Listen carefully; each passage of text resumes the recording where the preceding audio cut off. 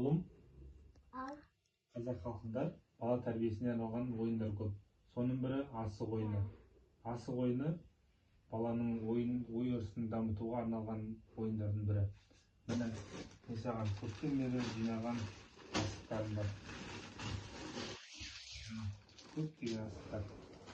Мына асық, егер де былай жатса, алшы, былай жатса, тайкі, былай шік, былай бүк болып жатады. Асықтармен әртүрлі ойындар болады. Мысалы, былайнан лақтырып тастағаны хан талапай деп айғайлаған кезде, екеуміз асықтарды өзімізге жинай бастаймыз. Көре ме? Ал, хан талапай! Кім көп асық жинайды деген жылдамдыққа арналған ойын, көре ме?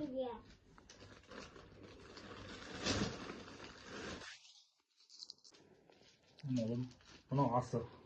Бұл асық қойдың немесе ешкінің асық жілігіндегі бір мүшесі. Мына асық егерде бұлайнан қолға түссе, бұл оңқай.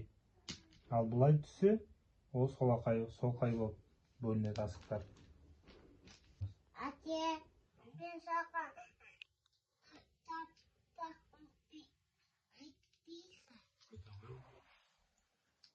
асық атып соққан.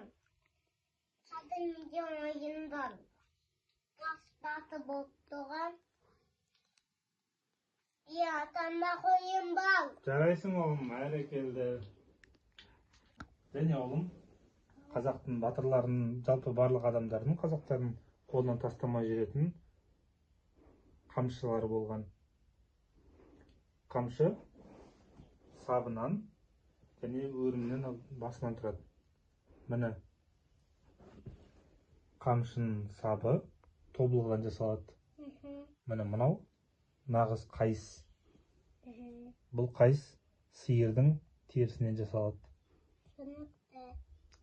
Бұл қару ретінде де және де атты жүргізу үшін де қолданатын зат.